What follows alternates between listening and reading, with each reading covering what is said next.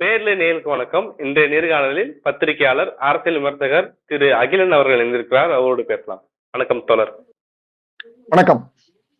சமீபத்துல எடப்பாடி பழனிசாமி அவர்கள் அதிமுகவுடைய தேர்தல் வாக்குறுதிகளை வெளியிட்டிருந்தாரு. அந்த தேர்தல் வாக்குறுதிகள்ல பல்வேறு குளறுபடிகள் இருக்கு. ஏற்கனவே அறிவித்த திட்டங்களை அறிவிச்சிருக்காங்க. அதுவும் இல்லாம இன்னும் திட்டங்கள் குளறுபடிகளா இருக்கு அப்படின்னு சொல்லி நீங்க தொடர்ச்சியா பதிவிடுறதா பார்க்க முடியுது. அதுல குறிப்பிட்டு பார்க்கும்போது ஏற்கனவே மைதானம் கட்டப்பட்டுட்டு வருது. அதை ஒரு அறிவிப்பை வெளியிட்டிருக்காரு. கிக் தொழிலாளர்களுக்கு நலவாரியம் அமைக்கப்படும் அப்படின்னு சொல்லி இப்ப அறிவிப்பு வெளியிட்டிருக்காரு. ஆனா ஏற்கனவே திமுக ஆட்சியில் அது செயல்படுத்தப்பட்டு வருது அப்படிங்கிற விஷயத்த குறிப்பிட்டீங்க. இதனுடைய விவரங்கள் என்ன? அதிமுகவோட தேர்தல் அறிக்கையை பொறுத்த வரைக்கும் 2021 அவங்க ஒரு தேர்தல் அறிக்கை கொடுத்திருந்தாங்க. அந்த தேர்தல் அறிக்கையை கிட்டத்தட்ட சின்ன சின்ன சேஞ்சஸ் மட்டும் பண்ணி அப்படியே காப்பி பேஸ்ட் பண்ண மாதிரி தான் இருக்கு. இந்த கோயம்புத்தூர் ஸ்டேடியம் திமுக ஆட்சியில டெண்டர் விடப்பட்டுருச்சு. கோயம்புத்தூர்ல இன்டர்நேஷனல் கிரிக்கெட் ஸ்டேடியம் வரும் அப்படின்னு சொல்லி டெண்டர் விட்டுட்டாங்க. அந்த கட்டுமான பணிகளை தொடங்குறதுக்கான டெண்டரே விட்டுட்டாங்க. இப்போ நாங்க கோயம்புத்தூர்ல ஸ்டேடியம், இன்டர்நேஷனல் கிரிக்கெட் ஸ்டேடியம் கொண்டு வர போறோம் அப்படின்னு தேர்தல் வாக்குறுதியில அதிமுக குறிப்பிட்டிருக்காங்க. அப்புறம் நீங்க சொன்ன மாதிரி அந்த கிக் ஒர்க்கர்ஸ், இந்த பிளாட்ஃபார்ம் ஜொமேட்டோ, ஸ்விக்கி இந்த மாதிரியான பிளாட்ஃபார்ம்ல டெலிவரி பர்சன்ஸா இருக்கிறவங்க, இல்ல ஓலா, ஊபர் போன்ற நிறுவனங்கள்ல டிரைவர்ஸா இருக்கிறவங்க, அந்த ஊழியர்களுக்கு நலவாரியம் அமைக்கப்படும் அப்படின்னு எடப்பாடி பழனிசாமி சொல்றாரு. 2023லயே தமிழ்நாடு அரசு அவங்களுக்கான நலவாரியத்தை அமைச்சு அவங்களுக்கு தேவையான சில பெனிஃபிட்ஸை அப்போது வழங்க ஆரம்பிச்சிட்டாங்க.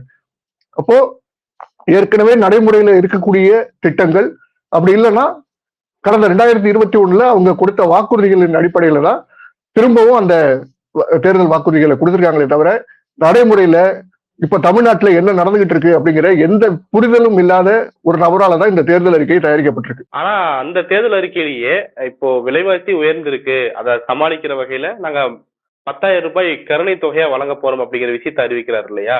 அதை கான்டெம்பரரி நம்ம புரிஞ்சுக்க முடியாதா? கருணை தொகைன்னு அவர் ஒரு முறை ரூபாய் 10,000 வழங்கப்படும், எல்லா ரேஷன் கார்டுக்கும் 10,000 கொடுப்போம் அப்படின்னு சொல்றாரு. அதாவது நிதி சுமையினால தமிழக மக்கள் பாதிக்கப்பட்டிருக்காங்க, அவங்களுக்கு ஒரு ரிலீஃப் கொடுக்குற மாதிரி நாங்க ஆட்சிக்கு வந்த உடனே 10,000 கொடுப்பேங்கிறாரு. அதாவது நிதி சுமையாலதான் இந்த 10,000 கொடுப்பேன்னு சொல்லிட்டு கொஞ்ச நேரத்திலேயே அவரே அதே பேட்டியிலேயே சொல்றாரு, அந்த பத்திரிகையாளர் சந்திப்பிலேயே சொல்றாரு, எப்படி இந்த நலத்திட்டங்கள்லாம் கொடுப்பீங்க அப்படின்னு கேட்கும் போது தேவையான இடத்துல வரிகளை உயர்த்திட வேண்டியதான் அப்படின்னு சொல்றாரு. அப்போ வரி உயர்த்துறதுனால்தான் பணம் கொடுக்குறோம்னு சொல்லிக்கிட்ட அதே பழனிசாமி அடுத்த 10 நிமிஷத்துலயே வரி போட்டு நாங்க இந்த பணத்தை கொடுப்போம் அப்படின்னு சொல்றாரு. அப்போ மக்களிடையே நம்பகத்தன்மை அப்படிங்கிறது இந்த தேர்தல் அறிக்கை மேல இல்லாம இருக்கு. இன்னும் நிறைய திட்டங்கள் நான் பட்டியலிடுறேன், சில திட்டங்களை. அந்த திட்டங்கள் எல்லாமே ஏற்கனவே நடைமுறையில இருக்கிற திட்டங்களா இருக்கு, அல்லது நடைமுறையில இருக்கக்கூடிய திட்டங்கள்ல கொஞ்சம் எக்ஸ்பேண்ட் பண்ண மாதிரி இருக்கு. இப்ப குலவிளக்கு திட்டம்னு அவர் அறிவிக்கிறார். ரூபாய் 2,000 மாதம் பெண்களுக்கு வழங்கப்படும் அப்படின்னு அறிவிக்கிறார். ஏற்கனவே தமிழ்நாடு அரசு மகளிர் உரிமை தொகைக்கு 1,000 ரூபாய் கொடுக்குது, மாதம் 1,000 ரூபாய் கொடுக்குது. இப்போ எதிர்வரக்கூடிய தேர்தலுக்கு பிறகு 2,000 அதை உயர்த்த போறோம் அப்படின்னு சொல்லியிருக்காங்க. அதே ஏற்கனவே நடைமுறையில இருக்கிறத இவர் எக்ஸ்பிளைன் பண்ணிருக்காரு, குலவிளக்கு திட்டம் அப்படின்னு பெயர் மாற்றி.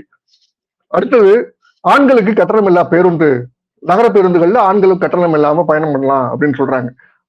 ஏற்கனவே பெண்கள் கட்டணம் இல்லாமல் பயணம் பண்றதுக்கான காரணம் என்ன, அவங்களுக்கு அந்த திட்டத்தை அறிமுகப்படுத்துறதுக்கான நோக்கம் என்ன அப்படின்னு பார்க்கும்போது, அவங்க எப்படியாவது வீட்டில இருந்து வெளியில வரணும், வெளியில பல்வேறு தொழில் வாய்ப்புகளையோ அல்லது கல்வி வாய்ப்புகளையோ அவங்க பெறணும் அப்படிங்கிற நோக்கத்தோட தான் வீட்டிலேயே முடங்கி இருக்கக்கூடிய பெண்களுக்கு வெளியில் வரக்கூடிய ஒரு திட்டமாகத்தான், அவங்களை வெளியில வர வைக்கணும் அப்படிங்கிற திட்டத்துக்காக தான் அந்த பெண்களுக்கு இலவச பயண திட்டம் அப்படிங்கிறத அறிமுகப்படுத்துறாங்க தமிழ்நாடு அரசு.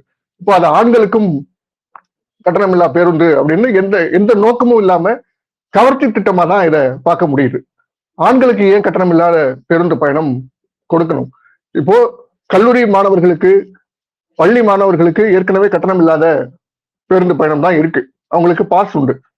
அது மட்டும் இல்லாம இப்ப பெண்களுக்கு கட்டணம் இல்லா பேருந்து இருக்கு, ஆண்களுக்கும் ஏன் கட்டணம் இல்லா பேருந்து கொடுக்கணும் அப்படிங்கிறதுக்கான வேலிடான ரீசனை அவங்க இதுவரைக்கும் சொல்லவே இல்லை.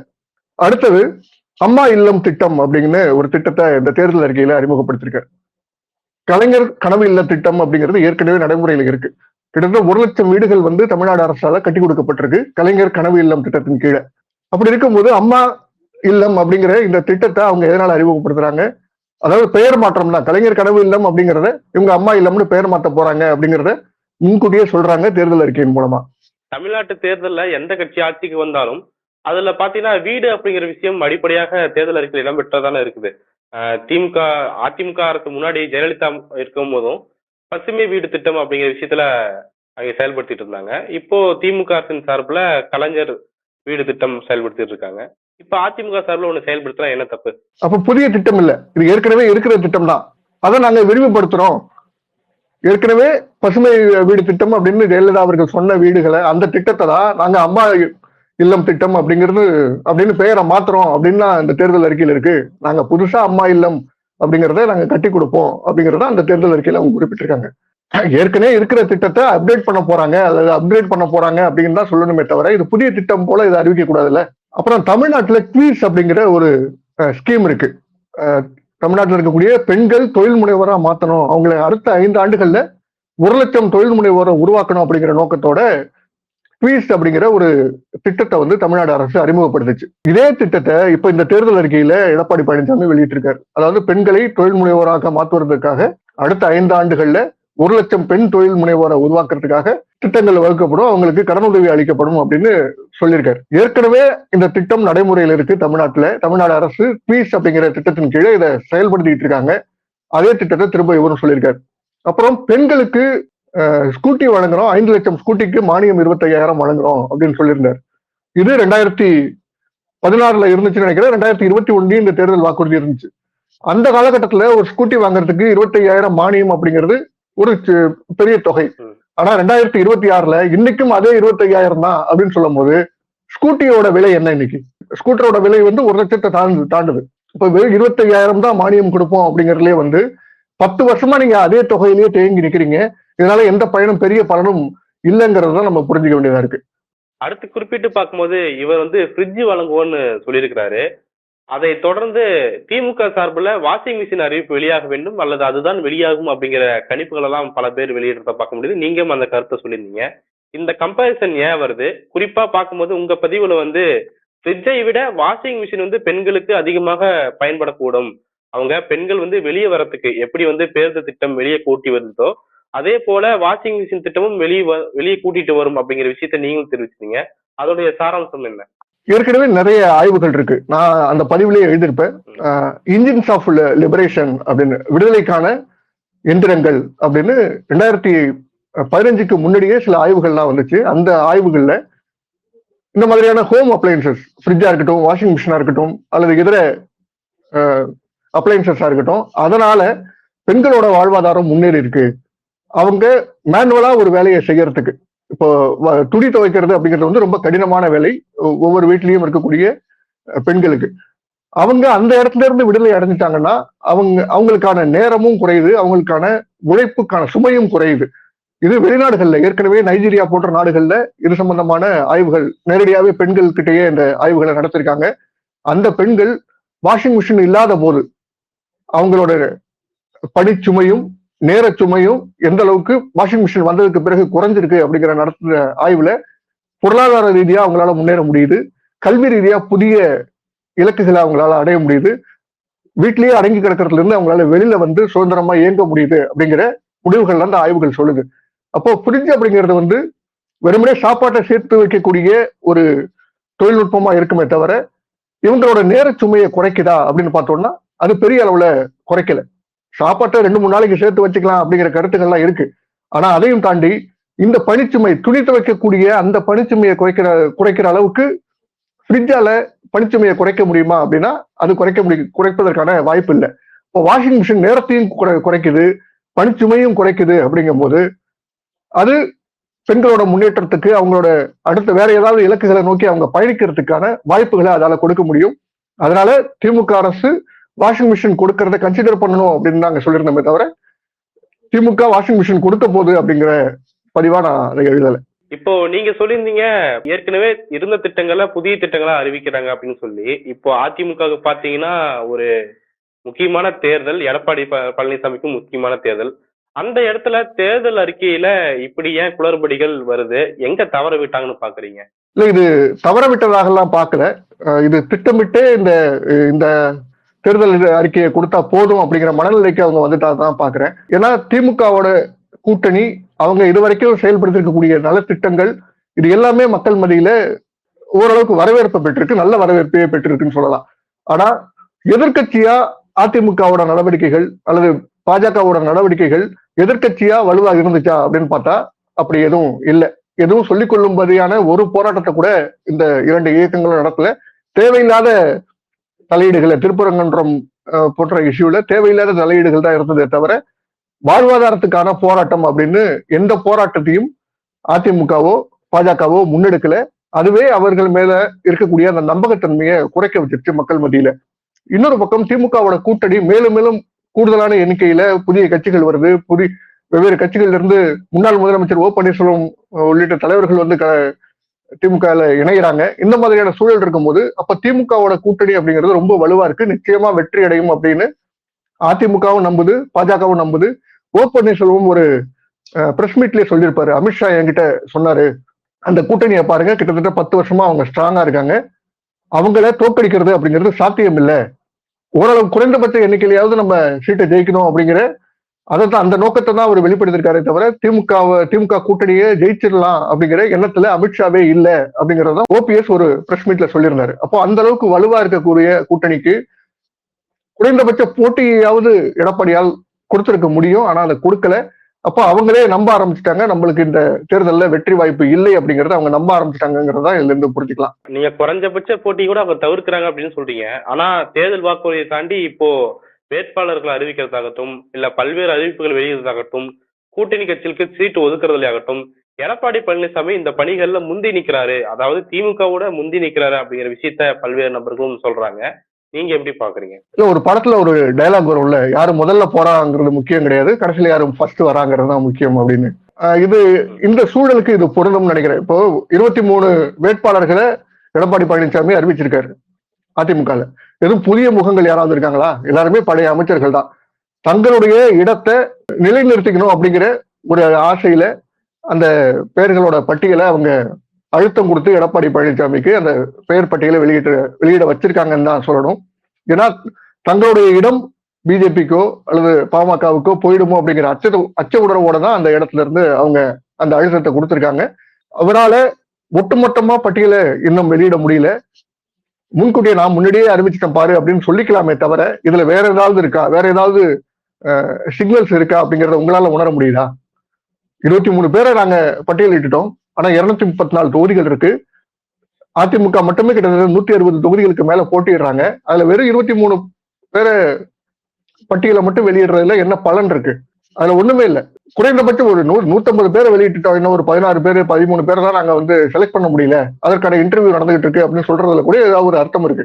முன்கூட்டியே, அதாவது தேர்தல் அறிக்கையும் முழுதா வெளியிடாம 10 வெளியிடுறோம், 5 வெளியிடுறோம்னு இன்ஸ்டால்மெண்ட்ல தேர்தல் அறிக்கையை வெளியிட்டு இருந்தாரு.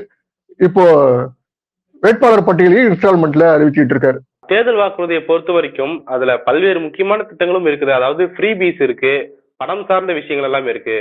இது எல்லாமே திமுகவுக்கு ஒரு பிரஷராகத்தான் அமைந்து இருக்கிறது. ஏன்னா அதை காம்பீட் பண்ற வகையில் அவங்களும் தேர்தல் வாக்குறுதிகளை கொடுக்கணும். அதே சமயம் அவங்க ஆட்சிக்கு வரும் பட்சத்துல அதை அவங்க முறையாக செயல்படுத்தக்கூடிய அவங்களுக்கு திறன் இருக்கணும், இன்னொன்னு பணம் பலம் இருக்கணும், அது அரசு சார்பாக. அதை வந்துட்டு அந்த அந்த கட்டாயத்தை வந்து எடப்பாடி பழனிசாமி அவர்கள் உருவாக்கி இருக்கிறாரு அப்படிங்கிற விஷயத்த சொல்றாங்க இல்லையா? அதை எப்படி நம்ம புரிஞ்சுக்கலாம்? கிட்டத்தட்ட ஒரு 50 வருஷத்தை எடுத்துக்கிட்டா கூட தேர்தல் வாக்குறுதிகள் அப்படின்னு வந்தாலே அது திமுகவோட தேர்தல் வாக்குறுதிகளை தான் சூப்பர் ஸ்டார் ரேஞ்சுக்கு வச்சு பார்ப்பாங்க மக்கள். ஏன்னா எல்லாமே புதுமையா இருக்கும், தொலைநோக்கு திட்டங்களா இருக்கும்.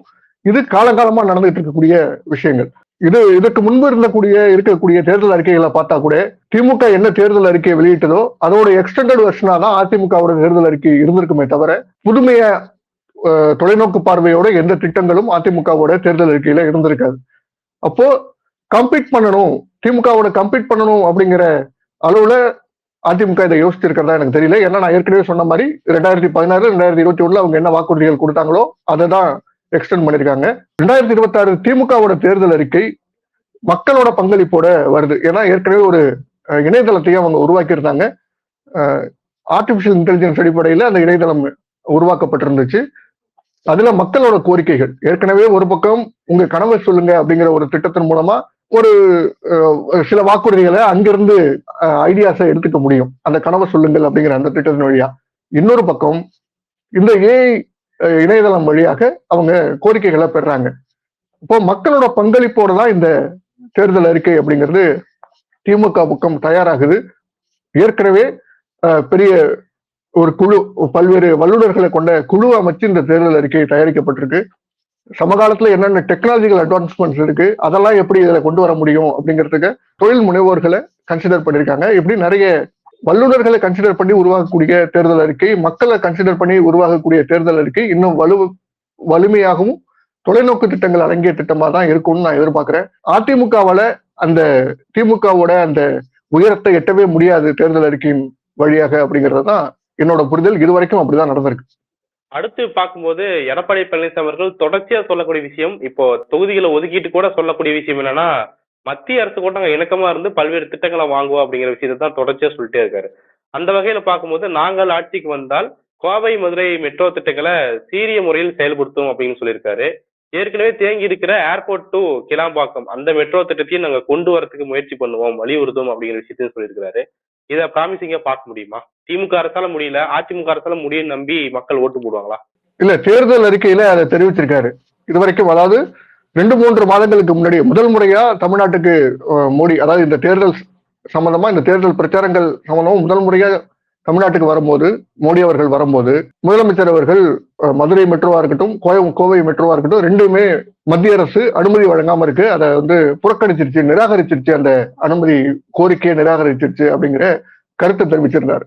அன்னையிலிருந்து அந்த தேர்தல் அறிக்கை வெளியாகும் வரை, இன்று வரை கூட மதுரை கோவை மெட்ரோ, அதாவது இதை விட சிறிய நகரங்கள், இதை விட மக்கள் தொகை குறைவான இருக்கக்கூடிய நகரங்களுக்கு கூட மெட்ரோ அனுமதி கொடுத்திருக்கீங்களே, மதுரைக்கும் கோவைக்கும் மக்கள் தொகை அடிப்படையில இதை நிராகரிக்கிறீங்களே அப்படிங்கிற எந்த கேள்வியையும் எடப்பாடி பழனிசாமி பிஜேபியை பார்த்து எழுப்பல, பிரதமர் மோடியை பார்த்து எழுப்பல. அன்னைக்கு அவர் என்ன சொல்றாங்களே, ஏன் எதிர்ப்பு தெரிவிக்கணும்? டீடைல்டு ப்ராஜெக்ட் ரிப்போர்ட்டை கொடுத்தாச்சு. அதுல இருக்கக்கூடிய குறைபாடுகள் மக்கள் தொகை அப்படிங்கறத மட்டும் தான் அவங்க சொல்றாங்க. மக்கள் தொகை குறைவா இருக்கு அப்படிங்கிற, இதை விட குறைவா இருக்கக்கூடிய நகரங்களுக்கு நீங்க கொடுத்துட்டீங்களே அப்படிங்கிற கேள்வியை எழுப்புறதுல எடப்பாடி பழனிசாமிக்கு என்ன பிரச்சனை? இந்நேரம் நடைமுறையில இருக்குமே அந்த திட்டம். நீங்க தேர்தல் வாக்குறுதி கொடுத்து தேர்தலில் வெற்றி பெற்றதுக்கு அப்புறம் தான் மக்களுக்கு நல்லது செய்வதுனா அப்புறம் என்ன அரசியல் கட்சி அது? நீங்க இருக்கும் போதே இப்பவே நீங்க அந்த அழுத்தத்தை கொடுத்து, எங்களோட அழுத்தத்தாலதான் கோவைக்கும் மதுரைக்கும் மெட்ரோ வந்துச்சு, நீங்க பிரச்சாரம் பண்ணுங்களேன், யார் வேணான்னு சொன்னாங்களே. அதுக்கப்புறம் கிளாம்பாக்கம் முதல் ஏர்போர்ட் வரைக்கும் இருக்கக்கூடிய அந்த மெட்ரோ, அதுக்கும் டீடைல்டு ப்ராஜெக்ட் ரிப்போர்ட்டை தமிழ்நாடு அரசு கொடுத்துருச்சு. கிட்டத்தட்ட 1 வருஷமா அந்த ப்ராஜெக்ட் ரிப்போர்ட்டுக்கு அனுமதி கொடுக்காம மத்திய அரசு இழுத்தடிச்சுக்கிட்டே இருக்கு. அகமதாபாத்ல மெட்ரோ திட்டத்துக்கு, அதாவது பாஜக ஆளக்கூடிய குஜராத்ல, பீகார்ல, மத்திய பிரதேசத்துல ஏதாவது ஒரு திட்டம் வருது, மெட்ரோ திட்டம் வருதுன்னா 4-6 மாதத்துக்குள்ள அந்த மெட்ரோ திட்டத்துக்கான அனுமதி வழங்கப்படுது. ஆனா இங்க 1 வருஷமாச்சு. அதுவும் எக்ஸ்டென்ஷன் தான், புதிய மெட்ரோ திட்டம் கூட கிடையாது. ஏர்போர்ட் வரை ஏற்கனவே இருக்கக்கூடிய மெட்ரோ திட்டத்தை கிளாம்பாக்கம் வரைக்கும், புதிய பேருந்து நிலையம் வரைக்கும் எக்ஸ்டெண்ட் பண்ணணும். அதற்கான ஒரு ஒப்புதல் தான் தமிழ்நாடு அரசு கேட்குது. அதையே 1 வருஷமா தாமதப்படுத்துறாங்கன்னா இதை எடப்பாடி பழனிசாமி கேள்வி எழுப்ப வேண்டாமா? அதுதான் நம்மளுடைய கேள்வி. ஏன் தேர்தல் வெற்றி வரைக்கும் எதுக்கு காத்திருக்கணும்? நாங்க தான் கொண்டு வந்தோம்னு சொல்லிட்டு தேர்தலையும் பிரச்சாரம் பண்ணுங்களேன், யாரு வேணாம்னு சொன்னாங்களே. ஹார்வர்ட் யூனிவர்சிட்டி போல ஒரு உலகத்தரம் வாய்ந்த பல்கலைக்கழகங்கள் தமிழ்நாட்டிலையும் அமைக்கப்படும் அப்படிங்கிற விஷயத்த சொல்லியிருக்கிறாரு. அதை எப்படி பாக்குறீங்க? அந்த முயற்சி வரவேற்கக்கூடியது தானே? இல்ல, திமுகல தமிழ்நாடு அரசு இப்போ சமீபத்துல திருவள்ளூர் பகுதி அப்படின்னு நினைக்கிறேன், சென்னை மாவட்டத்துக்கு வெளியில திருவள்ளூரா காஞ்சிபுரமா தெரியல, ஏதோ ஒரு பகுதியில நாலேஜ் சிட்டி அப்படின்னு ஒன்ன உருவாக்குறாங்க. இந்த நாலேஜ் சிட்டில ஆஸ்திரேலிய பல்கலைக்கழகம், அந்த மாதிரி வெவ்வேறு பல்கலைக்கழகங்கள், உலகத்தரம் வாய்ந்த பல்கலைக்கழகங்கள், வெளிநாடுகள் இருக்கக்கூடிய பல்கலைக்கழகங்கள் தங்களோட ஸ்கில் டெவலப்மெண்ட் ப்ரோக்ராம் இங்க கண்டக்ட் பண்ண போறாங்க. இந்த மாதிரி வெவ்வேறு பல்கலைக்கழகங்கள்ல இருந்து இங்கே வகுப்புகள் எடுக்க போறாங்க. அந்த பல்கலைக்கழகங்களோட இணைந்து செயல்படுறதுக்கான வாய்ப்புகளை நாலேஜ் சிட்டி அப்படிங்கிற அந்த பகுதியில தமிழ்நாடு அரசு செய்ய இருக்கு. அதற்கான கட்டுமான பணிகளை தொடங்குறதுக்கான டெண்டரும் விடப்பட்டிருக்கு. அதாவது ஏற்கனவே இதை அறிவிச்சுட்டாங்க. அவர் எடப்பாடி பழனிசாமி அவர்கள் சொல்றது புதிய பல்கலைக்கழகங்கள் உருவாக்கணும் அப்படின்னு, அதாவது அந்த தரத்துக்கு பல்கலைக்கழகங்களை உருவாக்கணும் அப்படின்னு. தமிழ்நாடு அரசு என்ன சொல்லியிருக்குன்னா, அங்க இருக்கக்கூடிய பல்கலைக்கழகங்களோட கேம்பஸா இருக்கட்டும், கேம்பஸ் இங்க கொண்டு வருவதற்கான ஒரு ஆரம்ப கட்ட முயற்சியா இதை நம்ம பார்க்கலாம். அந்த மாதிரியான பல்கலைக்கழகங்கள் தமிழ்நாட்டிலையும் உள்ள இங்க இருக்கக்கூடிய மாணவர்களுக்கு கல்வியை கொடுக்க ஆரம்பிச்சிருச்சுன்னா, இங்க இருக்கக்கூடிய பல்கலைக்கழகங்களோட தரமும் அயல்நாட்டு பல்கலைக்கழகங்களுக்கு இணையா வளர்வதற்கான வாய்ப்பு இருக்கு. ஏன்னா அங்க பாருங்க, அங்க இந்த ஃபெசிலிட்டிஸ் இருக்கு, இந்த மாதிரியான கல்வி முறை இருக்கு. இதெல்லாம் நம்ம தமிழ்நாட்டில் இருக்கக்கூடிய பல்கலைக்கழகங்களுக்கு, அரசு பல்கலைக்கழகமா இருக்கட்டும் அல்லது தனியார் பல்கலைக்கழகங்களா இருக்கட்டும், அங்கேயும் இந்த திட்டங்களை கொண்டு வரலாம் அப்படிங்கிற எண்ணம் இங்க இருக்கக்கூடிய கழகங்களோட முதலாளிகளுக்கோ அல்லது அரசுக்கோ வரும். அந்த மாதிரியான ஒரு வாய்ப்பை இந்த நாலேஜ் சிட்டி மூலயமா தமிழ்நாடு அரசு உருவாக்கி இருக்கு. இதோட எக்ஸ்டென்ஷனா தான் அந்த அயல்நாட்டு பல்கலைக்கழகங்களுக்கு நிகரான பல்கலைக்கழகங்களை தமிழ்நாட்டில் உருவாக்கணும் அப்படிங்கிற அதிமுக தேர்தல் அறிக்கையை நான் பாக்குறேன். அடுத்து பார்க்கும்போது குளோபல் கெப்பாசிட்டி சென்டர் அப்படிங்கிற விஷயம் உருவாக்கப்படும் அப்படின்னு சொல்லி அறிவிச்சிருக்காரு. அதனுடைய கரெக்டான மீனிங் என்ன, அதுக்குள்ள என்னெல்லாம் அடங்கும்? இந்த குளோபல் கெப்பாசிட்டி சென்டர் கிடையாது, அது வந்து குளோபல் கேப்பபிலிட்டி சென்டர். பன்னாட்டு நிறுவனங்கள் தங்களுக்கான இப்போ சென்னையிலேயே வந்து நிறைய ஜிசிசின்னு ஆரம்பிக்கிறாங்க, வெவ்வேறு நிறுவனங்களோட ஜிசிசி. அந்த அவங்களோட நிறுவனங்களுக்கு தேவையான அந்த ஆட்களா இருக்கட்டும், ஸ்கில்லா இருக்கட்டும், அதை எல்லாமே இங்கேயே டெவலப் பண்ணிக்கிற அளவுக்கான டெவலப்மெண்ட் சென்டர்ஸ், அந்த கேப்பபிலிட்டியை இங்க உருவாக்குறதுக்கான ஒரு நிறுவனம் அல்லது அது ஒரு பிளாட்ஃபார்ம்னு வச்சுக்கோங்க. அந்த மாதிரியான ஒரு இடம் கேப்பபிலிட்டி சென்டர்ஸ் அதை இங்க உருவாக்குறாங்க. இந்தியாவில் இந்த ஜிசிசி அப்படிங்கிறது வந்து நிறைய உருவாக்கிட்டே இருக்கு. ஒன்னு ஸ்கில்ல டெவலப் பண்றதுக்கு, இன்னொன்னு புதிய புதிய ஆட்களை உள்ள கொண்டு வருவதற்கான ஒரு இடம். அது கெப்பாசிட்டி சென்டர் கிடையாது, கேப்பபிலிட்டி சென்டர். அதுவே அந்த அறிக்கையில பிழையாதான் இருக்கு. அதிமுக சார்பிலும் குழு அமைத்துதான் இந்த வாக்குறுதிகள் உருவாக்கப்பட்டிருக்கு அப்படிங்கிற விஷயத்தை எடப்பாடி பழனிசாமி குறிப்பிட்டிருந்தாரு. அதே சமயம் பார்க்கும்போது நீங்க பல்வேறு குளறுபடிகளை குறிப்பிட்டிருந்தீங்க. ரிப்பிட்டேஷன்ஸ் இருக்கு, பழைய திட்டங்களே புதிய திட்டங்களா அறிவிக்கிறாங்கன்னு சொல்லியிருந்தீங்க. உங்களுடைய பார்வையில இதுல ஏதாவது இன்ட்ரெஸ்டிங்கான திட்டங்கள் இருக்குதா? உங்களை கவர்ந்த திட்டங்கள் ஏதாவது சொல்ல முடியுமா?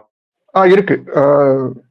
வாடகை வீடுகளை வந்து அரசு அபார்ட்மெண்ட்ல, அதாவது அரசு வந்து அபார்ட்மெண்ட் கட்டி அதை வாடகைக்கு விடும். பெருநகரங்கள்ல, சென்னை, கோவை, மதுரை போன்ற நகரங்கள்ல வாடகை வீடுகளுக்கான தேவை அதிகரிச்சிருக்கு. நிறைய பேர் பிற மாவட்டங்கள்ல இருந்து இந்த பெருநகரங்களுக்கு வந்து குடியமர்றாங்க. அவங்களுக்கு அவங்க பட்ஜெட்டுக்கு ஏற்ற மாதிரியான வாடகை வீடுகளை உருவாக்கணும் அப்படிங்கிற நோக்கத்தோட ஒரு அறிவிப்பு இருக்கு. அது ஒரு நல்ல ஸ்கீமா தான் பாக்குறேன். அது திமுகவோட தேர்தல் அறிக்கையிலும் இருந்தாலும் நல்லா இருக்கும். இதுல இன்னொரு தேர்தல் இருக்கு. அந்த தேர்தல் அறிக்கையிலேயே மகளிருக்கு, அதாவது பணி செய்யும் மகளிருக்கு தங்கும் விடுதிகள் அமைத்து கொடுப்போம் அப்படிங்கிற வாக்குறுதியும் கொடுத்திருக்காங்க. இதை பாத்தீங்கன்னா நம்ம தோழி விடுதிகள் ஏற்கனவே நடைமுறையில இருக்கக்கூடிய திட்டம்.